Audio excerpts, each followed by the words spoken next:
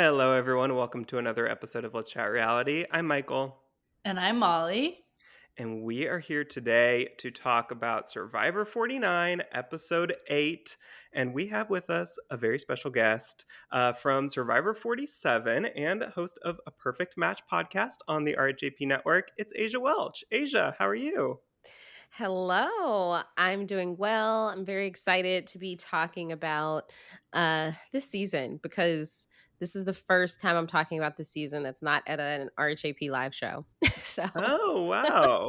I mean, besides the draft, like the RHAP draft, Sure. that's before the season happens. But, it's been an interesting ride. And so I'm very lucky that I got a good episode to talk You about. did.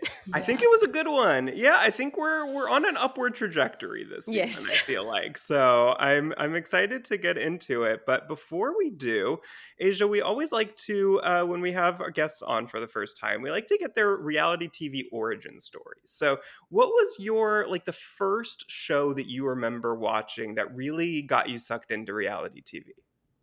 Oh, so my mom is so like she was huge into reality TV back in the day. So I think my original like viewing experience was like the real world. And I go way back with the real world. Definitely when it was like the real world was on, Road Rules was on. I wouldn't watch Road Rules as much, but I definitely was the real world into the challenge. And so I was more like on the MTV side. But then I think like I know my first Big Brother season was Big Brother 5. Me And then too. oh wow, okay. And I do not remember my first Survivor season, but it was around the same time because it was kind of Mhm. like I always thought of Survivor as like Big Brother and I like Survivor was Big Brother but outside. Mm. So just like when I was younger, Big Brother was easier to grasp. So I was way more like into Big Brother, but Survivor was like a fun family show to watch. Like, oh man, like it's hard. And then it was just kind of like as I grew up and into my teen years and like definitely into college is when that shifted for me, where it was kind of like I got way more into Survivor over Big Brother.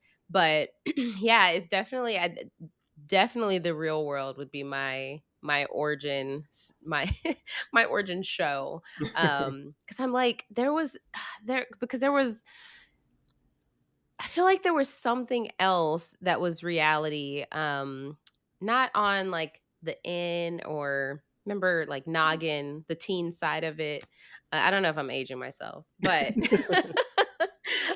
the definitely back in the day, it was like Real World was the biggest show. There were other like smaller reality shows, like all the smaller dating reality shows, like on MTV, like Next and Oh god, next. What yeah, a all classic.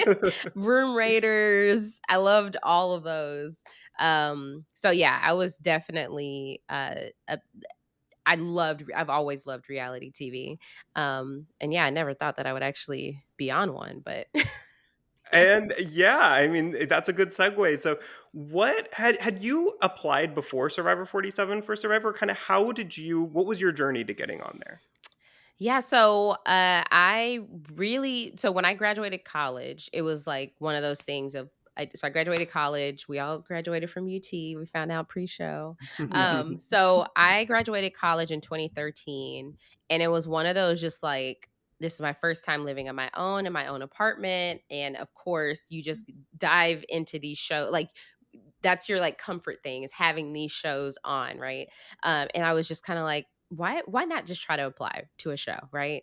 And I was just like so into Big Brother, so I applied for Big Brother. This was Big Brother 17, and I made it to finals, and then I didn't make it, and so I was like 22, no, like maybe like 23 at the time.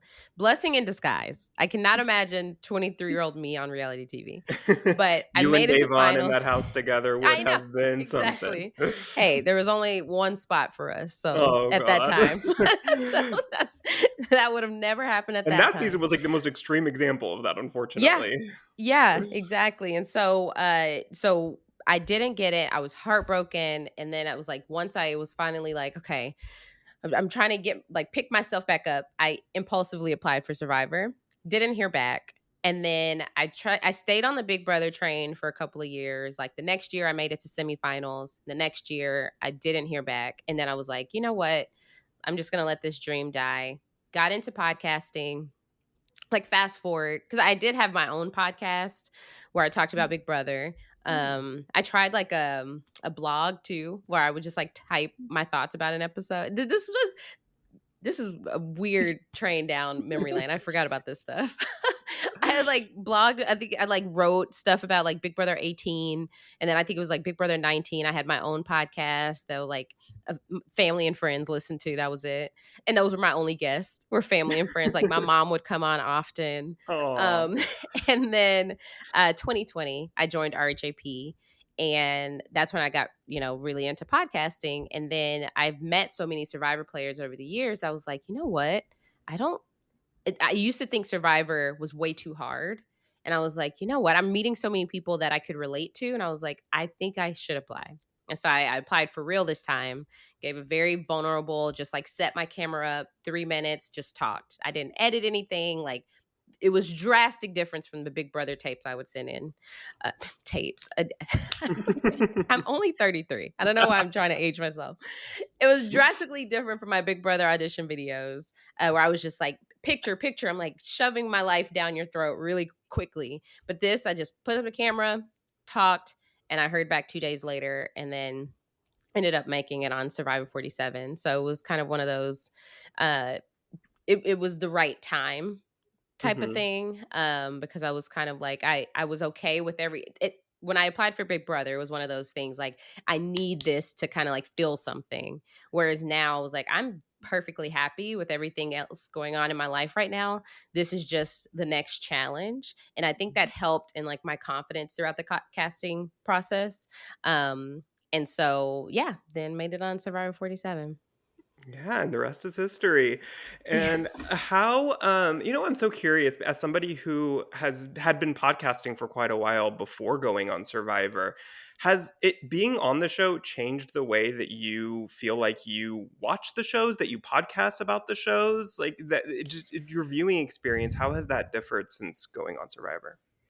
Yeah, I would say it's changed the most with Survivor for sure Sure. because I understand how like you have the entire cast has this idea of what the storylines will be, right? And then you watch and you're like, "Whoa, I did not expect there's so much more that wasn't Yeah. shown," like even on my season like they y- you know I had always remembered and experienced like my dynamic with Genevieve as a major part of my story.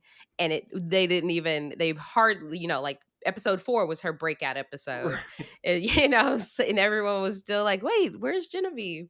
And so it's kind of wild understanding that, editing is way different than what we actually experience out there, because they're trying to tell a story and everybody has their own POV.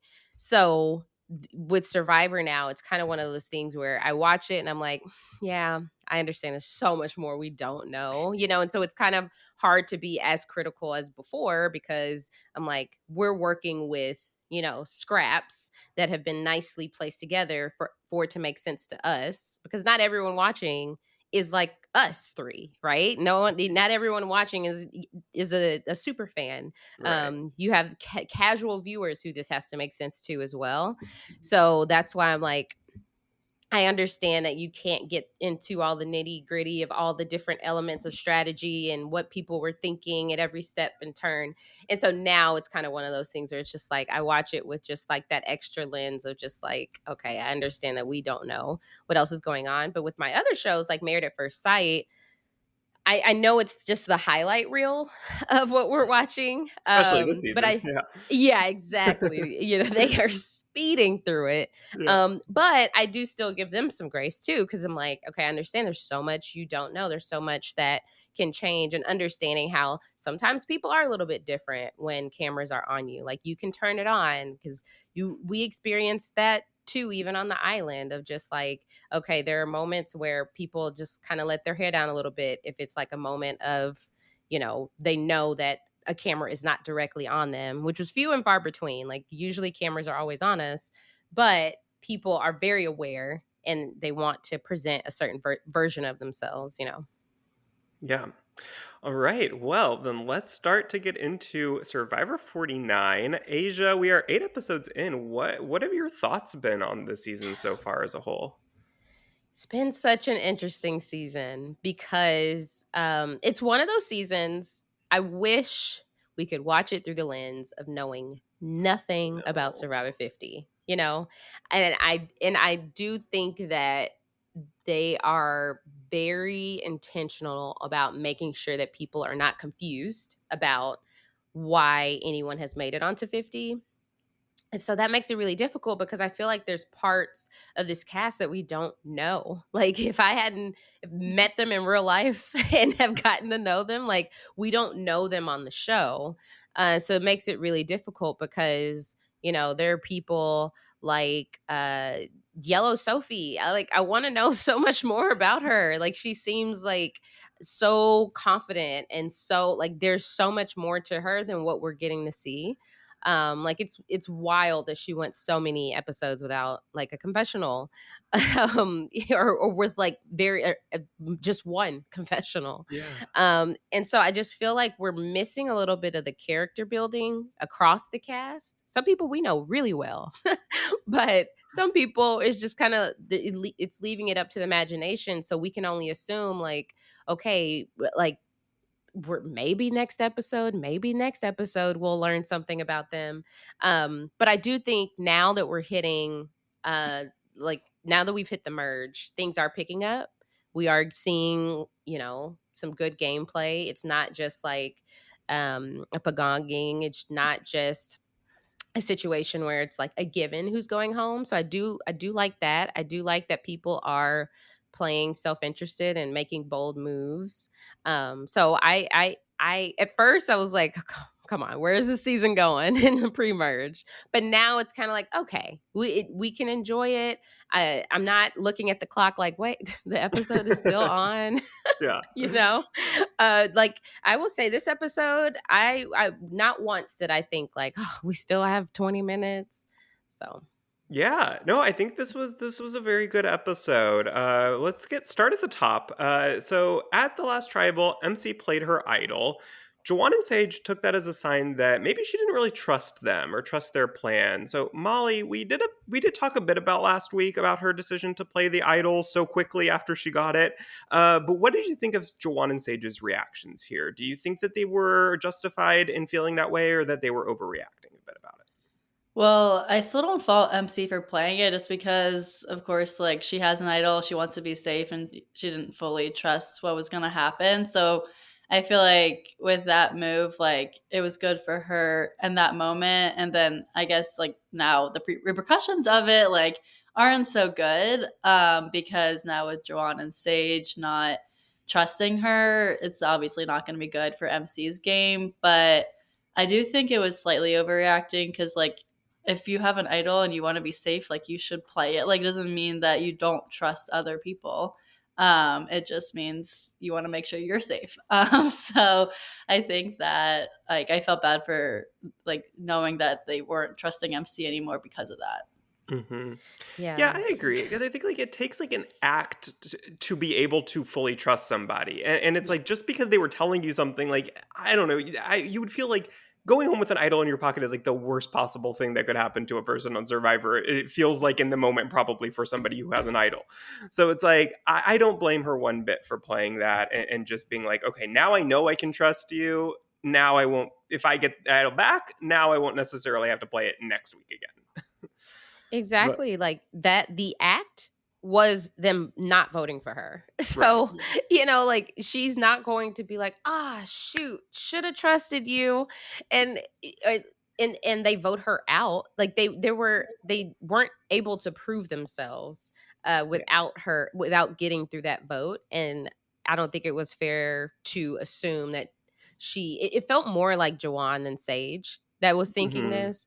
Because I don't feel like we got too much from Sage's perspective about MC not trusting her, but it was just like, well, now y'all proved that you did want to keep her, and What does it matter that she used her idol? Like that has no impact. You didn't vote for her, and now there's a new idol out there. So Right, actually, it's now a you good can get thing. it. Yeah. Yeah, now you have a chance at it. Like that Yeah. didn't mess up anything for you. Yeah, exactly. Well, MC's idol was rehidden, and so Alex, Christina, and Steven go to search for it, and Christina ends up finding it. So, Asia, Alex and Steven saw her find it. Do you think that they will actually keep that idol a secret for her, or do you think that eventually this could be used as leverage against her? I don't think that they will keep. Well, I think that Steven would. I Mhm. especially now with MC gone, because I would think MC is the only one that Steven would want to tell. But with Alex, it makes me so nervous that he's just gonna run to to Blue Sophie and tell her, and she has the knowledge is power advantage, and that's just not good because at this point, I don't see any connection between Christina and Blue Sophie, and so. And you know, she hit Blue Sophie doesn't seem like she wants to use that knowledge is power on Rizzo, and those are the only two idols at this point. So that's a little nerve wracking, because that's just an easy reason to get one more person out that's not on this like original Uli side. Mhm. Yeah, because I feel like we don't really know how close Alex and Christina really are. Like, it doesn't feel to me like they have a super strong connection. Like, we know that Christina and Steven have been together since the beginning, but yeah, it does worry me a bit that Alex is going to maybe not even like in a malicious way, but he might tell someone like Soph or somebody that he just feels close to, and then that person will use it against her with that knowledge, and then who knows Right. what's going to happen. Yeah, he could even be like you said, he could be sharing it in a non-malicious way, but in a way to like, hey, just so you know, we don't have to search because Christina has it, right? Right.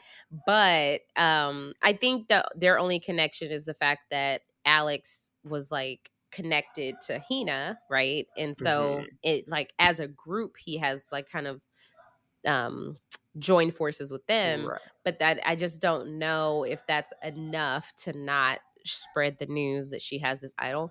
So proud of her for finding it. The fact that she Oh, found yeah. one and MC found one, I'm like, y'all are living my dream because I searched up and down without having the knowledge that it was already found. Mhm. I was always looking, and that was another thing is like um, when I was looking, so I could tell a difference when I would look with Saul versus when I would look with Teeny. Like if I looked with Saul, Mm. Saul was like looking with me. But when I looked with Teeny, Teeny's like, all right, let's go back to camp before someone catches Ooh, us. And that's interesting. because Teeny already knew that, Right. the idol was found. So it is nice that, Christina was the one that found the idol of these three, but I just really hope she can use it for herself and I'm nervous that she'll try to use it on someone else. No, I think she would use it on herself. I don't know. I don't know. It's just nerve-wracking with this knowledge is power thing. I think I would be less nervous if that wasn't a thing this season. Yeah. Yeah. So, but her idol wasn't, oh, no, her idol was just an idol, right? It wasn't Yeah. a Beware Mhm. Advantage. Yeah. Right. That was interesting. Is that something that we knew that, like, Beware Advantages were only, like, for the first idol on each tribe, and then they don't do that afterwards? I don't remember that. I Mhm. don't know, because I'm thinking of, like, 46, like, when they kept finding idols because people kept Yeah. getting voted out with them, and I Right. think they were finding just the idol, not the Beware Yeah. advantage. Yeah. Okay, so I guess that's just a thing for, like, the first idol, like, on the original tribe beaches, and then after Mhm. that, like, once it's found re-hidden, then it's just an idol. Okay. Yeah, I guess I didn't realize that it worked that way. Well, there is some tension brewing between Sage and Savannah. So Sage feels like Savannah has been condescending towards her, while Savannah thinks that Sage is playing victim. She admits to being a bit envious, actually, of Sage's current position in the game. And we saw this very or not heartwarming, sad story that Savannah told that really kind of humanized her, and I feel like, which I thought was a great moment. But Molly, what do you think of the relationship between the two of them? And who do you think between the two of them will end up striking first? Yeah, this is interesting because obviously seeing that story from Savannah made me feel for her, but I also do love Sage, so I'm like, I kind of want both of them. Like, I don't want them to be at each other. But I feel like we keep seeing like just so much from both of them, and with Sage saying how much she wants to make a big move, like I feel like she does really want to get out Savannah with that. Obviously, she's talked about it already, but like she needs to find the right time, and I don't know if at that time Savannah's gonna expect it, but then also we know what's happening in 50, so then it gives us the like gives me an opinion of like, okay, maybe that it's Savannah at Sage. So I don't know what to believe right now, but I feel like it's going to be something that happens. Yeah. Yeah, I really wish that when like Savannah shared her story, yes, it was Steven was the perfect person because he empathized immediately, but I really wish it was with Sage Mhm. to humanize her a bit with Mhm. Sage. I Yeah. think that would have opened the door for them to actually work together and not this like, oh yeah, we should, all these just like fake promises where it was like, no, I'm being real with you so you see who I am, right? Which, props to Savannah for being so vulnerable and sharing that. Cuz that was like it literally was the situation I mean, not in the same way, but in the sense of being isolated in the game, and that for that to spark that, and in a way we've seen it for a lot of people. In a way, being out there is very healing for people, in multiple ways. um and so that was something that I was just like, I really like that she got the opportunity to have this moment and to share it, and to share it on the island too with Steven. Because yeah, I mean, I think at this point she's been painted as this like villain. We don't know what Savannah, what did Jawan said, Savannah the Savage. Yeah. And I think this kind of explains like the tougher exterior she has, right? Like Mhm. it's not easy for her to trust people up front because she's seen how fake people can be. And so I love that for her. Yeah, I love this moment because it was a moment where she was telling the story on the beach. Like, this is normally a story that I feel like we would get in a confessional, and that would kind of, especially like in the early new era, where it was like these moments that were just like kind of out of nowhere and taking us out of the game a bit.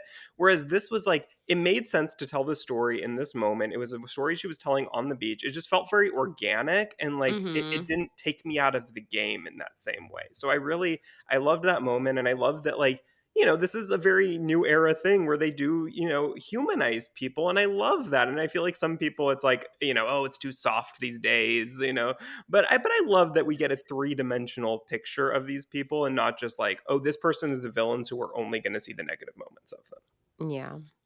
I feel like it would the timing was good too, because Yeah. we've gotten plenty of like she's had plenty of confessionals up to this point, right? We've gotten a good amount of Savannah, enough for people to have strong opinions either way, right? Like we've seen very just like opinionated people online talking about Savannah's game one way or another. Like, I love that she's up front, or the other way. And so now having this moment has allowed people to be like, okay, oh my gosh, okay, now I get her a little bit Right. more, which a lot of people don't get to have that like chance for people like the audience to change their opinion. Yeah. Well, maybe we know why she's getting that full picture. Right? It's so yeah, it's so weird. How is she getting this full growth Yeah. arc? I don't know. Who knows? Maybe we'll find out in a couple months. Well, Yeah. Sage wants to work with Soph. This I thought was very interesting. Blue Sophie. And she opens up to her about her feelings towards Savannah. And Soph tries to distance herself from Savannah and Rizzo a bit by saying that their alliance was purely one of convenience, circumstance, and preservation on her part. That she's really not married to the idea of working with them full, throughout the game. Asia, what do you think is the best move for Soph here? Do you think that she should continue to work with Savannah and Rizzo and try as a trio to find a crack in the seven and pull people to their side? Or do you think that she should be open to dropping them, working with Sage, who seems to have a lot of connections? I think she has to ride the middle. Like she needs to find a way to keep that with Savannah and Rizzo, because she will never be targeted over those two. I mean, at this Yeah. point, everyone wants Savannah or Rizzo. They've all said both of their names. And so if she is able to, okay, if I can, infiltrate the seven, while also still having those relationships, then I kind of keep my options open. So as that dwindles down, I still have these other two that I can kind of cling on to, because if she commits to the other side, she's at the bottom already, you know? Yeah. And so it's like, okay, be at the bottom of a 7 or be at the bottom of a 3. Easy choice Mhm. there. So I think if she's able to find a way, and I think Savannah and Rizzo are gamers enough to be like, if so Blue Sophie is like, "Hey, I need to distance myself, but this is for a purpose," they will understand and not be like, "Oh, she left us." So I think it worked out that it's those two specifically, that they aren't like leading with like their heart. So Mhm. if she's able to find the sweet spot, that'll work out perfectly for her. Yeah, and I think Molly, it seems like strongest part of her game is her social game. It seems like she is so good at just connecting with people right away and having them trust her. No matter who she's working with in the game, they like Soph whether they like her allies or not. I know. I'm so impressed by her social game. I feel like every time like she talks to someone, they just are charmed by her. Like it's just Yeah. like she just has that Sophie's aspect missed. about her. She's just fun with everyone. Yeah, Yeah. yeah, And it's genuine too. Like I've met her in real life and she's exactly like that. So yeah. it makes sense how that kind of translated. Though I felt that way too about like Joe from 48, meeting Hmm. him. And it was like, I get it. Now I get how people are so charmed by you. I felt the same way with Joe. Yeah, Yeah. it's like you wonder on TV sometimes. It's like, what do these people have that Yeah. everybody likes them? And then it's like, oh yeah, Exactly. yeah, that makes a lot of sense. Yeah. Well, at the immunity challenge, Jeff reveals that the tribe will be split into two groups. They compete in an endurance challenge where the winner's team will all win immunity, and the winner gets an individual advantage as well. So the losing tribe will go to a new beach for the night where they'll be the only ones vulnerable, the only ones going to tribal. Asia, the last time we saw this version of the split tribal twist was in 47, where Rachel infamously played her safety without power and Tiana went home. So what are your thoughts on this version of this twist versus the one that we saw like last season where there's two separate tribals? I did, because of what happened in 47, I did assume that Savannah's power was going to be that she could save one of them. Mm. And I wonder if it was ever floated, and I didn't see any like, well, I don't know if this would be in like a deleted scene or on fire, but I wonder if Savannah could have given her necklace to someone else, because Yeah. like what would happen then? Because they're not voting for her. She's technically not, she's safe, right? But then what happens if she gives her necklace away? I mean, could she give her necklace away after the votes? Oh, that's so interesting. Is she still safe? Yeah. Yeah. Because she's Yeah, I not a don't part of that know. 5. She's just joining.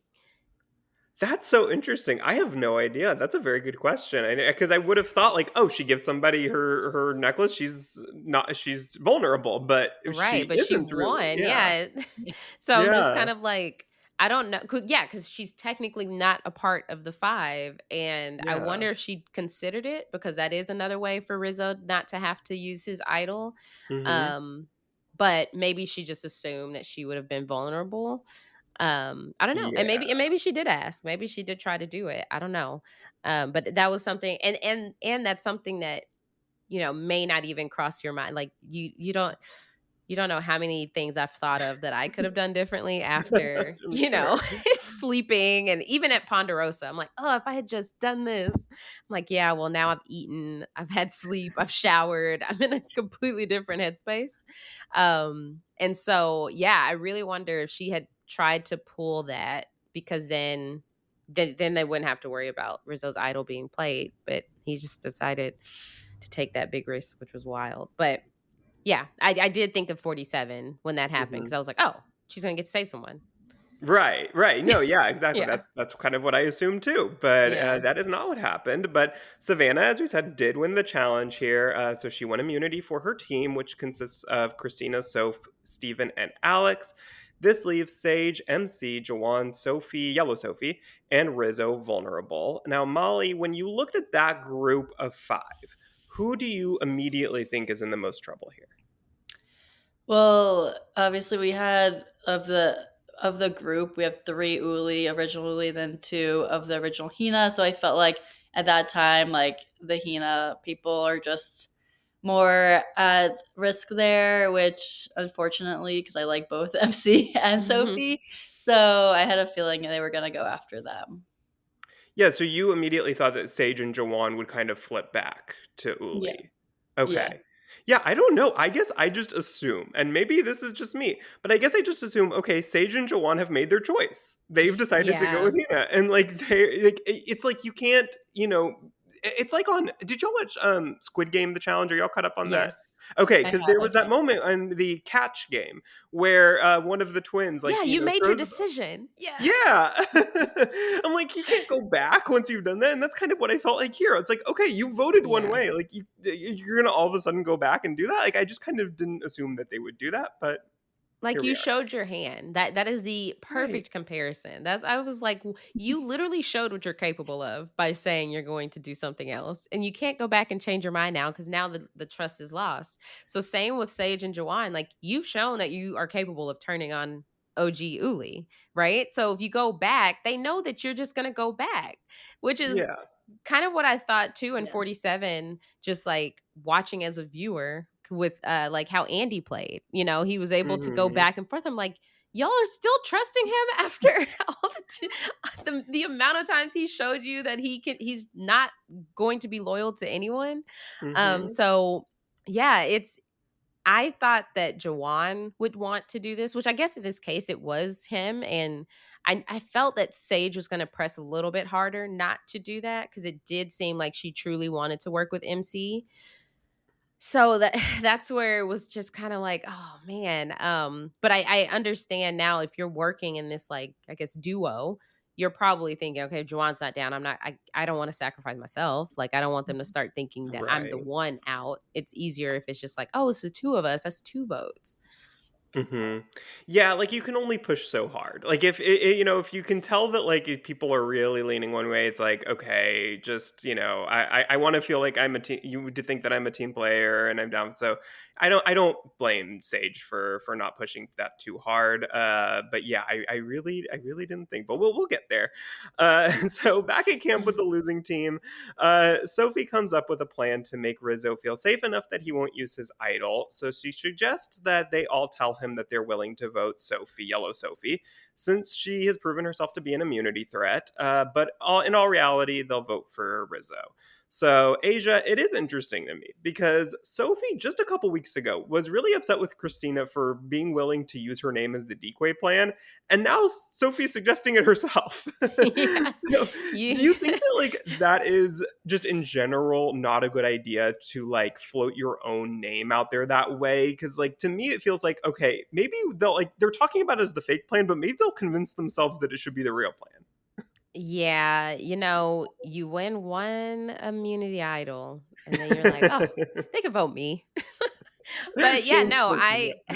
I do think that is a bad idea as someone who did it themselves. Like I Mm, was being told like, "Hey, like we want to vote out Saul." And then what do we vote? What do we tell Saul? I was like, "Tell him me." like and so, in hindsight, it was one of those things where like, okay, well, even if I'd said someone else's name, that would have gone back to them and it's really, no good path there if you're having to be the one to choose the alternative name. But in that case, you putting your name out there makes people think like you said, should that be the real plan? Hey, it's not mhm, my name, you know? right. So yeah, that's a tough spot. And hopefully she doesn't hopefully she doesn't decide to do that again because that should have shook her enough to be like, I don't want people saying my name at all. Yeah.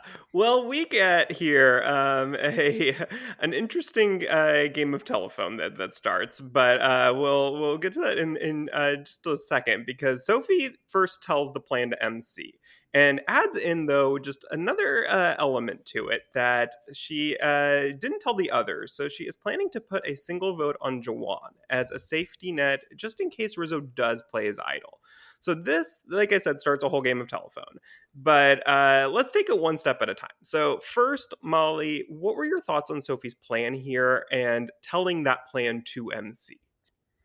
Well, at this point, Sophie doesn't really have anyone else she could totally trust, I feel like. And obviously, she started the game with MC. So I think it made sense for her to share information with MC. But then, obviously, with the information that we have, also with knowing that MC is close with Jawan or wants to talk to Jawan about certain gameplay, that obviously wasn't the best in that scenario. But in this moment, like I feel like it made sense for Sophie to share with MC right before we saw everything else conspire. It's it's also like in the same way. Well, okay. I think this is where the like wrong decisions started to be made, because if you're Mhm. going to throw a rogue vote out there, just do it. Like, why are you telling anybody? Right. Like, Because that's I feel just like one vote. If everybody if the consensus is we're unanimously voting out Rizzo, you don't have to be the one to put that out there, because at this point, Sophie doesn't know if MC has like bonded very quickly with Joanne. She doesn't know if there's been some kind of like cross tribal agreement at some point where like, like Sage and Joanne wanted to pair off with like MC and Steven or something. Like there was a connection between Joanne and Steven. And Sophie may not know that how close MC and Steven are. So I think there are too many webs to make that assumption that she would have just been okay with Joanne going home, right? Because by throwing out a vote, you're saying if worse comes to worse, I want that person to go home. And so that felt too risky. Yeah, like it paid off for her in this moment because of the ripple effect. But I think that Sophie, that like there was no benefit in her sharing that with MC. Like that's something you share after the fact. Hey, I did this just in case, just to save our butts. But I didn't right. get why she did it beforehand. Because I feel like it's something she could so easily say, "Oh, it was just something, like, I didn't even plan to do it," and then in the moment, Yeah. as I'm in the voting booth, like, I just got really concerned and, like, just Yeah. decided to do it. Like, I feel like there was no need to be like, "This has been the plan this whole time." Yeah. Uh But then this game of telephone does keep going because MC doesn't want to lose Jawan. So, in an effort to prove to him that he can trust her now, she runs back and tells him about this plan, which of course scares him. And it leads him to then go to Sage and suggest that they get out Sophie instead of Rizzo and flip. He would be flipping back to working with Savannah, Rizzo, and Soph. So Asia, was telling Jawan MC's biggest mistake here, or in theory, do you think that it should have worked? Like, do you think that Jawan was the one who kind of made the mistake here? I I don't think that Jawan made a mistake because he wasn't at risk of going home. Like Mhm. if there were a tie, let's say with Sophie and Jawan, Sophie would be going home, I would think, in that situation. Yeah. Which is why it was kind of dangerous for her to even put that out there. But it we did get more information with MC's exit press about like she told Juwan, "Hey, I'm having an out of game conversation with you. I have seen what it's like for two black people or black people back to back go into the jury, and I don't want that to happen. So this is why I'm telling you." And you do have to know for sure that that other person feels that same sentiment, because for Juwan, he just thinks, "Oh my gosh, I might go home. I gotta go tell everybody. Like, make sure that doesn't happen." Where it was just like it was more of a preventative measure on MC's part. So I do think she shouldn't have told him, right? I mean, I do understand her trying to protect him in a way so that he's aware that this might happen. I think that the move is like, okay, I feel this. I know how she referenced like how it happened in season 42. She's like, I know how uncomfortable I felt when it happened then. I don't want it to happen now. It happened in 46 as well. And so just thinking, okay, I need to just make sure that Rizzo doesn't use his idol. Just try to see like what power does she have at that point, because by telling him, how does that change the plan? Unless she wants to get out Sophie. Like if you are telling him with the pure goal of getting out Sophie, that makes sense. But if it was just like a, hey, I just want you to be aware, you just have no control over what his actions are at that point. So it's just kind of one of those like it I get the like she was coming from a place of concern and like she was acting based on her heart as opposed to okay, I need to think about the downstream effects of if I tell him and if he doesn't just kind of like swallow it, then that could be bad for me. Yeah, I Yeah. feel like in this moment, like she just really wanted to also build that trust with him. And so by telling this information, she thought that would then help her in the long run too, in terms of, okay, now you can trust me again, but it's not great hearing your name, Yeah. obviously. So she was then Mhm. scared about that. Yeah. And I'm not even sure if she was aware of necessarily the split tribal curse that that has been going on in the new era, and this Mhm. unfortunately was just another example of that that Mhm. happened. But yeah, like once she said that in the exit interview that that was her reasoning, kind of this outside of the game situation, like I can't critique that. Like Yeah. that is something that I think is fully understandable, and even if I think she probably kind of even maybe went into it knowing like, look, this may not be the best for my game, but like this is something that I just feel like I have to do, and I fully respect that. Even more potentially if if that was if she was going into it with the awareness that like this might backfire on me, but it's something that I just kind of feel like I have to do. Yeah, I think if she had realized, like, if it, like, before making the decision to tell him, if she thought, okay, what's the best case scenario? Oh, I built trust with Jawan. Now he trusts me. I don't have to worry. Like that is a connection that is made. But what's the worst case scenario? I go home. I think if she had realized like Yeah, that she could have gone home, then she would not have told she him. wouldn't have. Yeah, But it's just kind of like Mhm. yeah, there's a certain like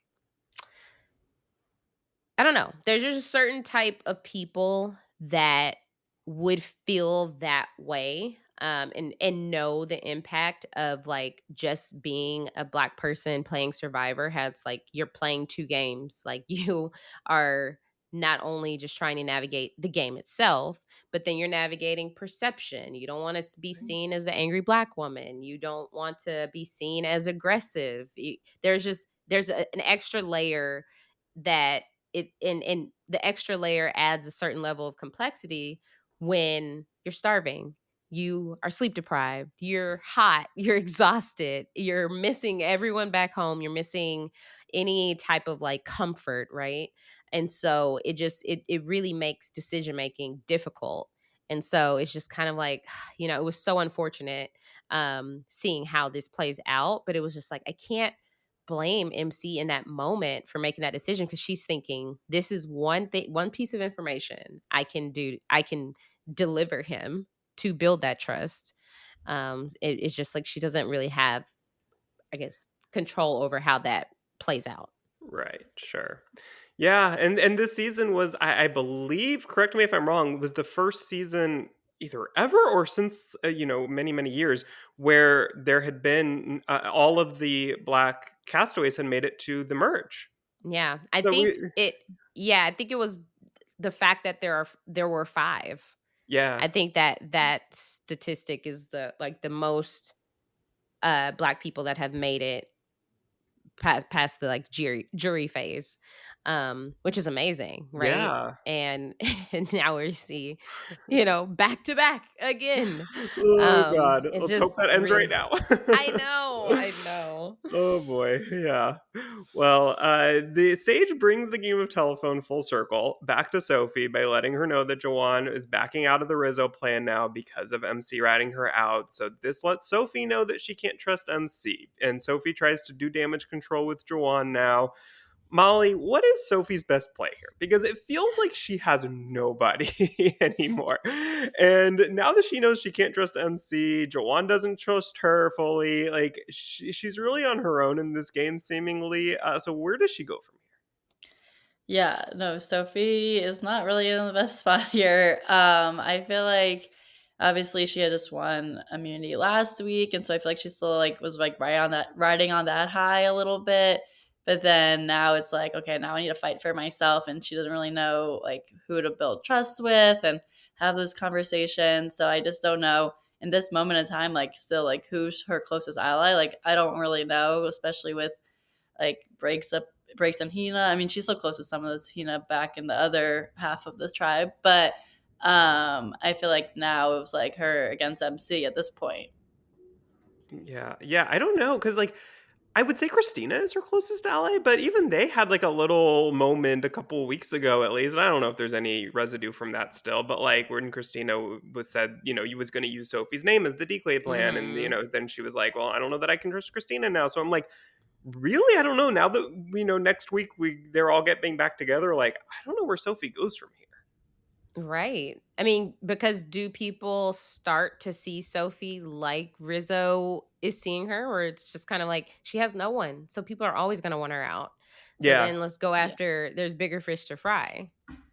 Yeah, she could be a Yeah. good, like, final 3 GOAT, I hate to say, but, like, potentially if everybody's kinda, like, in their minds, like, of, like, Yeah. "Oh, well, nobody," if we'll just kinda drag her along because she's an easy one to get out whenever, but, if you wait too long, then she can start to reform those bonds, so, Right. that can Mhm. be pretty dangerous.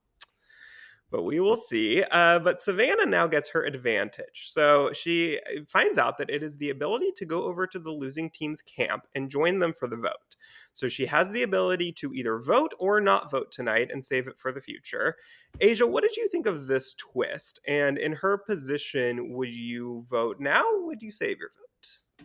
1000% save it Yeah. because it's like she gets nothing from using it. I think even in the situation that if everyone was voting Rizzo and Rizzo felt unsafe, use your idol. You have your own protection. Mhm. Like I'm not gonna use my extra vote, my vote at this point when we could use it later down the line. At this, like, he didn't have to take that risk if he were in danger. Like if he knew that okay, he was getting a vote or two, then she's like she could have easily told him, all you have to do is use your idol. That way they have something for themselves in the future, especially knowing that Joanne and Sage have the ability to switch sides. Mhm. If they're operating from a minority, they need all the help that they can get. And that's an extra vote that no one would know that they have, which I also wonder now, knowing when the vote was decided, like saying, hey, the next person voted out, do they know that Sophie or that Savannah didn't vote? Yeah, I mean, I feel like they could tell if they really think about it hard enough because they ended the vote at 3. Right? Yeah. So, like, if they really thought about it, they could tell that she didn't vote, but I don't know if, like, with the starvation and, Right. everything, if they're Yeah. really not in the right frame of mind, if they're actually gonna think about that, but, like, I feel like 47's cast would have figured it out. I Yeah, mean, like, they would have. so we'll see if this one does. Right. But, Because I'm like, if I'm thinking of that group of people, I feel like the ones to figure it out would be like Rizzo and Savannah. But yeah, they're not right. gonna go around saying it. But Yeah. but potentially Sage, I don't know. Because truly Sage is like a part of 47 since she was the 47 alternate. Sure, yes. And so I'm really enjoying watching her play. I'm loving that she's getting so much airtime and like we're getting the game from her perspective at this point. Yeah. So I wonder if she's going to be one of the ones like, why did they stop after 3? Like that's I could see weird. it. I could see it. Had you met Sage at all before, like, just knowing her as the alternate for your season? Like, had y'all reached out at all to her, or? Yeah, yeah. We've definitely like been in touch over the year Oh, nice. or the past like year. But yes, cuz we were in Fiji together Right. and we had this like for some reason her and I were like on the same bathroom schedule. Like when I would get up to go to the bathroom, she would be coming out. And so we just it happened like so many times, enough for us to be like this is weird, That's but so we would always like smile at each other, and then you're just like, and like we both had like the same like Wordle like book that you like write do Wordle puzzles on, oh, and fun. so yeah, it was like I didn't even know that existed until I I was didn't like either. trying to find stuff to occupy my time while I was there, and so we had that connection. I was really excited to be playing with her because she seemed like really good vibes, and then I was like crushed when I found out she was our alternate. Mm. And then yeah, I just met her for the first time in San Francisco, which was like really Mm. cool because just like it felt like we already knew each other, right? But it was Sure. like this is our first time like talking to each other. It's so weird. That's fun. Well, Savannah shows up and surprises the losing team on their beach. She only tells Rizzo the full extent of her advantage, and they discuss what the plan is going to be now. So they decide, or really, Rizzo is the one who brings this up, I believe. They decide to flip the script and get MC out instead of Sophie, since they feel like MC is more well connected to so many people, and people want Sophie out already. So why do their dirty work? So Molly, do you feel like this is the smarter plan for them, or do you think that Sophie has proven herself like to be too much of a challenge threat to not take advantage of this opportunity to get rid of her? I think this was smart of Rizzo to think of this. I feel like, as we're saying, maybe Sophie's gonna become just like someone people can always easily get out if she doesn't win immunity. So like keep her around for that reason. And then MC is really connected, and also she is good at challenges too. So like both of them are really good at challenges that like both of them would be threats in the physical way. So it's more just thinking about strategically, like who has more connections back at camp, and obviously MC was that person. Yeah, I agree with that. I think that there's no reason like that I can think of, yeah, to that really you would want to get Sophie out over MC in this situation for them and from their perspective. Like I'm yeah, I think that MC just seems a lot more well connected with Steven, with other people. And the only thing is like what they've proven through the individual immunity. Like Mhm. MC has been so strong throughout the team Yeah. portion. But it's like these individual ones, I wondered like what she would thrive at. And I guess they didn't want to take that risk, but Yellow Sophie has clearly shown she's been top 2 in the past 2. So if you Mhm. wanted to eliminate an individual immunity threat, you would think maybe they would go Sophie, but they were thinking through more like I guess connections. Mhm. Yeah, I just think like with the challenges coming up, I mean, I guess they do. I don't know. They do a lot of like endurance ones these days for individual immunities, and I guess that maybe that's more Sophie would be stronger or has proven to be stronger than at that. But it's just yeah, I just feel like it's hard to tell because MC is so strong. Like, you know, it's not like it's an obvious, like, choice of, like, someone is never gonna win anything and then one of them is gonna potentially win everything. In that case, it's a harder decision. But, yeah, in this Yeah. case, I do feel like they're both relatively evenly strong from, just the full challenge performance, not just these last 2. Yeah. Well, Yeah. we have well, it's hard. We love MC, so it's hard to, I not try to know. just justify why they were wrong for doing that. But we did have our first live tribal of the season. In the first one, I don't think we had any live tribals last season that I can remember. So this is the first one in a while, if not counting Yeah, Australians, really. I was trying to think about that. Yeah, because unless you consider any of the tribe that Say and Cedric are on, if you consider any of those Uh, live, like when they kept tying and but because they were talking, mm, but there, I guess no live ones in this way to where they're like trying to change the vote. right. So yeah, this was exciting to see because it's just like it's not just these boring votes. Exactly. No, this was an interesting one. And again, if we didn't already know 50 spoilers, this would have been a lot more exciting, but Yeah. it still was. It was still fun, I thought. But Asia, we didn't get to hear any of the side conversations, any of the whispering. We didn't hear at all what they were saying. Now, I did listen to MC's exit interview, and I know that Rob asked her what was said, but I don't feel like she really answered it that I could like remember. I So think she answered it when she talked to Mike Bloom, okay, I and she didn't get a said that chance to watch that. she was telling them just vote for Sophie. Mm. And I think that's what she was trying to pitch was, "Hey, just vote for Sophie," and trying to make it, a I don't think it was trying to make it a 2-2-2, but I think that was the main gist of it was just trying to get them to vote for Sophie. Okay. Because yeah, it was like, "Hey, I have one ask for you," is what she told Rizzo, and I was like, "Is she asking for the idol?" Or, you know? Yeah, I was like, "What could she possibly, like, did she ask to go home maybe, and that's why we didn't hear it?" I was Mhm. like, "What I could saw people possibly?" suspecting that, and I was like, "She is way too competitive to have asked to go home." Like, Yeah. I don't see that whatsoever. But yeah, I think that was what she said she asked, like, I think I saw it in, like, the Mike Bloom written interview, was just that she Okay. said to vote Sophie. Okay. That makes more sense. But just her personality, I Yeah. agree with you. Like, I could not see her, like, asking to be voted out, but then in my mind, I thought, Yeah. "Well, maybe is that why they didn't wanna show it because they didn't wanna make her seem like a quitter?" But, like, I guess it was just to build the suspense, but, like, I don't get why we couldn't hear that. Like, it just didn't Mhm. make any sense to me, like, if that's what it was, then it still doesn't make sense to me, like, why we couldn't hear what she was saying other than just to make people speculate all week long. I think that's what it was. Like, that reminded me of, like, the one tribal they had, last season with, we were seeing it fr was it from Joe's perspective? I can't remember whose perspective it was where they drowned out everyone talking at Yeah. tribal. Mm. It was Yes. like they wanted us to get that point of view, and I Uh-huh. think with this, if we had heard them saying, like, "Hey, we're still voting out MC," then we would've, there wasn't much conversation to kinda shift it to thinking that she was changing their mind. Got it. Well, unfortunately for her, she was not able to change their I mind, and know. MC is voted out here in a vote of 4-1. So Savannah did decide to save her vote.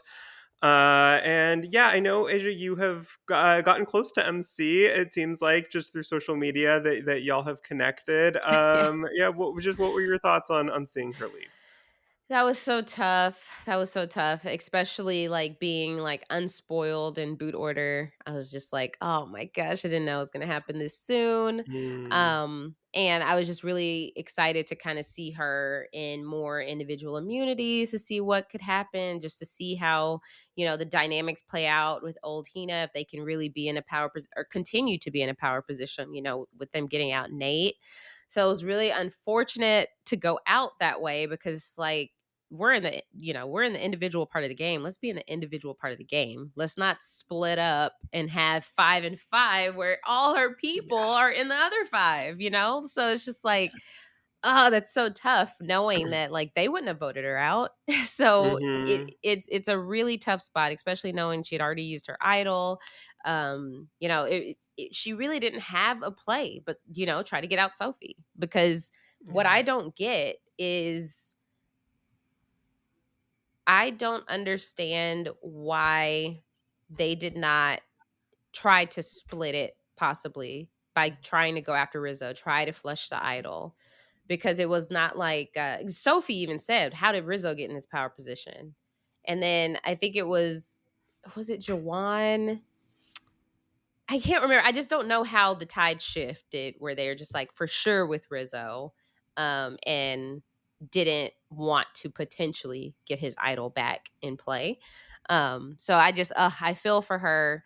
I really enjoyed watching her play. I loved watching her dominate. I loved watching, like, her set the record for most, or like the only player who's gotten first place in all, like, pre-merge, Oh my which gosh, is is, that a record? I didn't see that. yeah.